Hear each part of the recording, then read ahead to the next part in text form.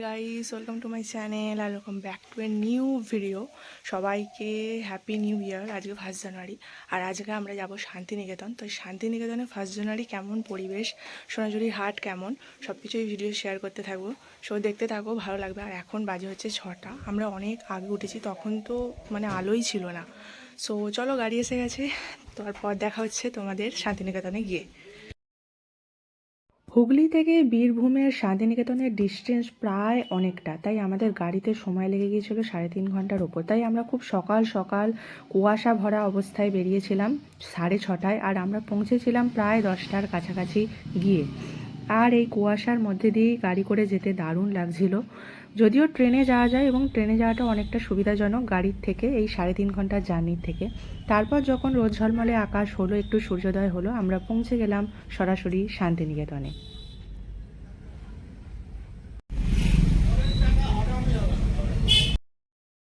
শান্তিনিকেতনে পৌঁছে প্রথমে আমরা একটা মন্দির দর্শনে গেছিলাম, সেটা হচ্ছে কঙ্কালীতলা মন্দির। এটা একটা সতীর পীঠস্থান।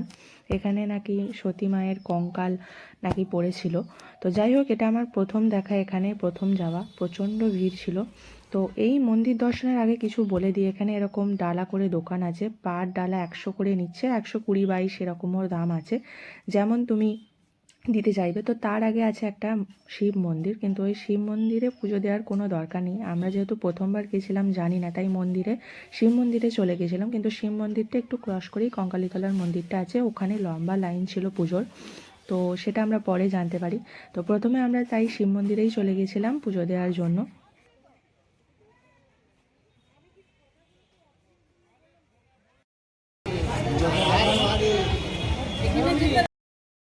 মন্দিরের একদম ভেতরে যেখানে আর কি শিবলিঙ্গ আছে এবং সেখানে পুরোহিত মশাই বসে আছে, তিনিই আর কি মন্ত্র পড়ে পুজো দিয়ে দিচ্ছেন সবার জন্য। আমরাও পুজো দিলাম সেইভাবেই, দক্ষিণা দিয়ে। তো তারপর মন্দিরটা ঘুরছিলাম এবং মন্দিরের চারপাশে অনেক দোকানপাট, অনেক মানুষের ভিড়, অনেক মানুষই এসেছে দেখছি আজকে পুজো দিতে এখানে।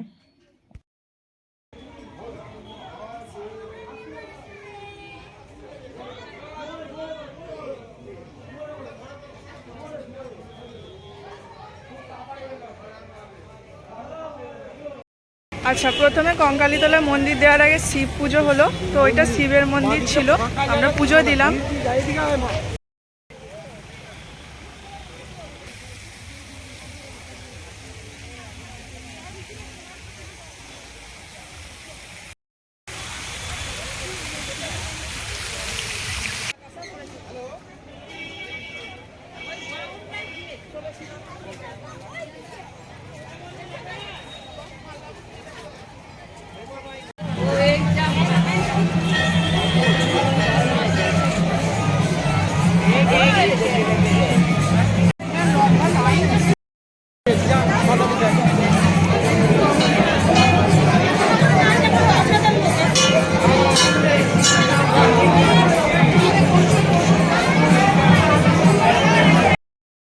পুজো দেওয়ার মার্কেটটা পেরিয়েই এলেই হচ্ছে কঙ্কালীতলার মন্দির, এবং সেখানে তো অনেক লম্বা লাইন, তাই আমরা ওখানে আর লাইনে দাঁড়িয়ে পুজো দিইনি, যেহেতু শিব মন্দিরের ওখানে অলরেডি পুজো দেওয়া হয়ে গেছে।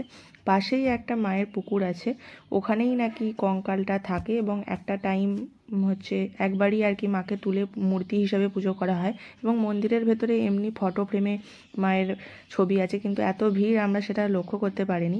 তারপর চারপাশটা ঘুরছিলাম, সেখানে এরকম গাছে সবাই মানত করে পাথর বেঁধে গেছে দেখলাম, এবং অনেক আদিবাসী নাচও হচ্ছিল। আর দোকানপাট তো যেমন আছে তেমনই আছে, আর মানুষের ভিড় তো অবশ্যই।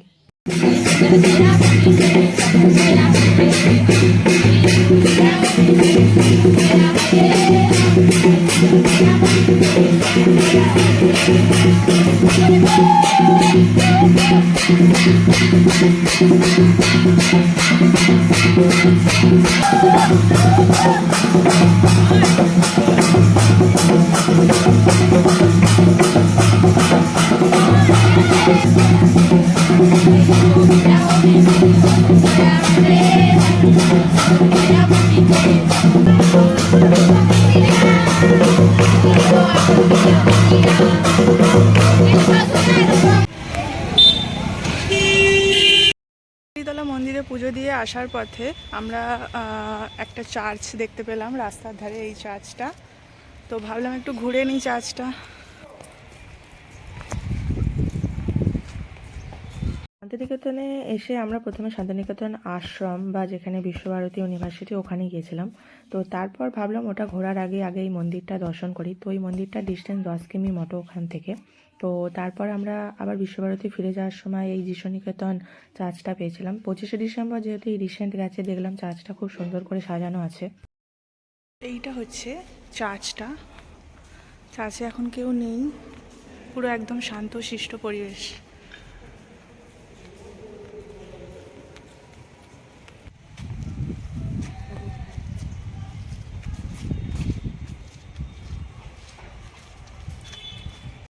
যিশু নিকেতন, এই যে আমরা যেখানে ঘুরলাম।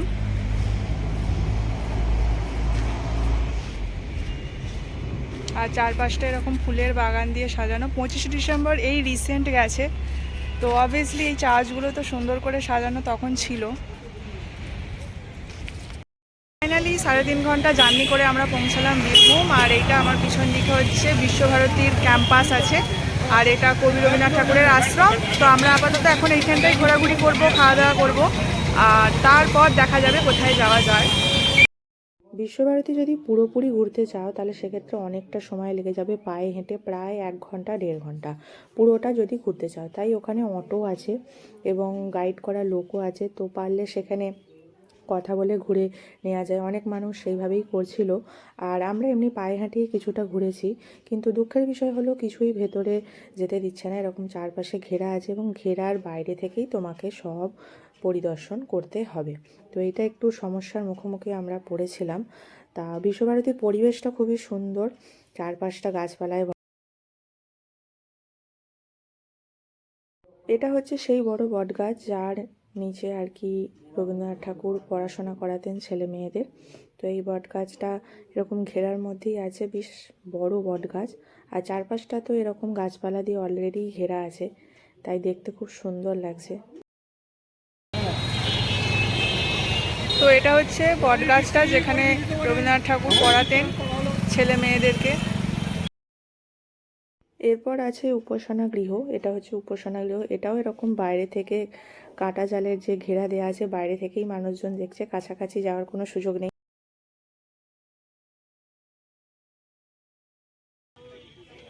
তারপর গেলাম শান্তিনিকেতনের যে বাড়ি, সেই বাড়িও অনেক ভেতরে, কিন্তু ঢুকতে দেওয়া তো বারণ, তাই দূর থেকে এরমভাবে দেখতে হচ্ছে।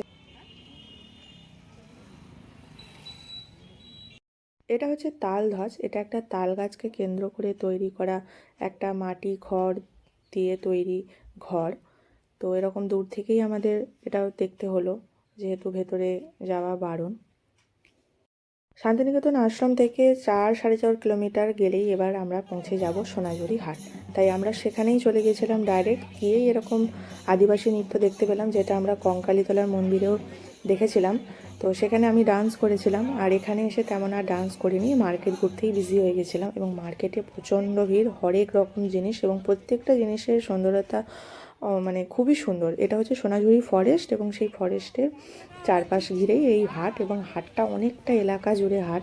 আমাদের প্রায় 3.5 ঘন্টা এখানেই কেটে গেছে দেখতে, কেনাকাটা করতে।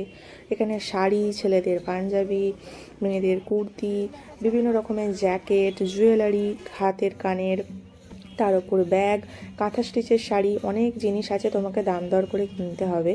তো আমরাও অনেক কিছু কিনলাম, কিছু জামা কাপড়, কিছু জুয়েলারি, সব রকম মিলিয়ে। আর এখানে ভ্যারাইটিস প্রচুর।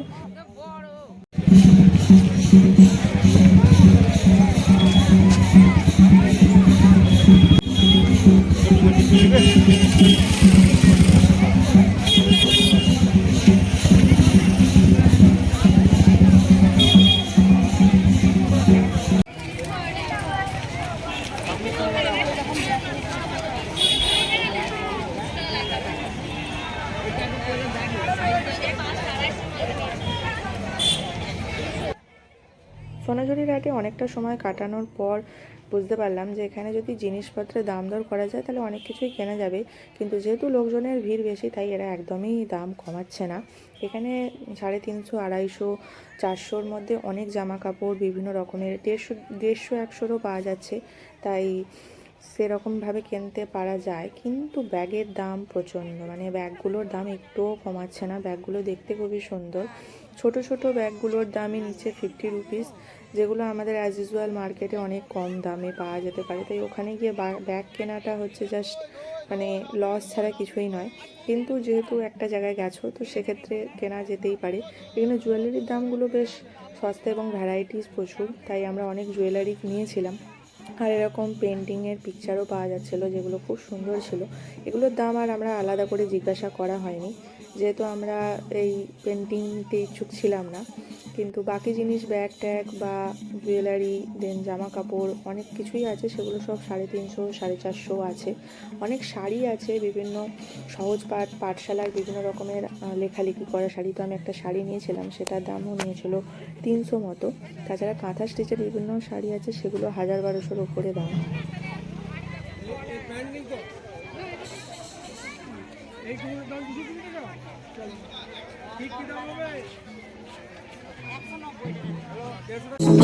চলো চলো।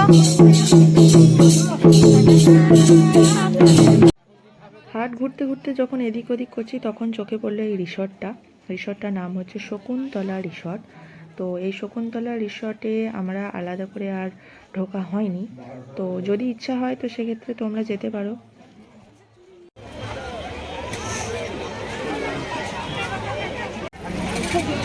জোড়া জোড়া কতগুলো দুটো কত দিবে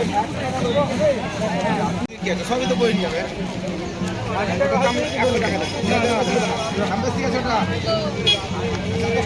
না না দান হচ্ছে ওইটা একটু ঠিক ছিল। দান হবে না দাদা, এর থেকে বড় নিলেও বড় হয়ে যাবে যে। পরে দেখো বাবু, তুমি পরে দেখো তো। দাঁড়া, বড় হলে আমি বড় দিয়ে দেবো, হয়েছে? এইটা কিন্তু বড় ঢাকগুলো নিজে কি করবেন ও এমনি দেখুন, পরে দেখো।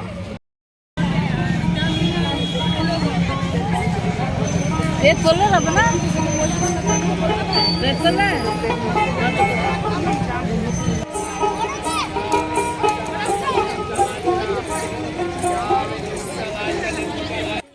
সোনাঝুরির হাট ঘুরে খুব ভালো লেগেছিল। তারপর আমরা চলে গেছিলাম সোনাঝুরির পার্কিং জোন। অনেক মানুষ গিয়েছিল গাড়ি নিয়ে, তাই নিচের দিকে দেখলে দেখতে পাবে কত গাড়ি। তো আমাদের যেহেতু 4 চাকা গিয়েছিল সেক্ষেত্রে আমাদের 100 রুপিস পার্কিংয়ে লেগেছিল। আর ওই দূরে আছে অনেক গাড়ি, তো সেখানেই সব মানুষের গাড়িগুলো পার্ক করা আছে। আর শান্তিনিকেতনের এই যিশুনিকেতন চার্চ, কঙ্কালীতলার মন্দির, আশ্রম এবং সোনাঝুরির হাট, এই 4টে জায়গায় আমরা 1 জানুয়ারি ঘুরেছিলাম। তো ভিডিওটা এখানেই শেষ করলাম। ভালো লাগলে like, share, comment down below, and never forget to subscribe.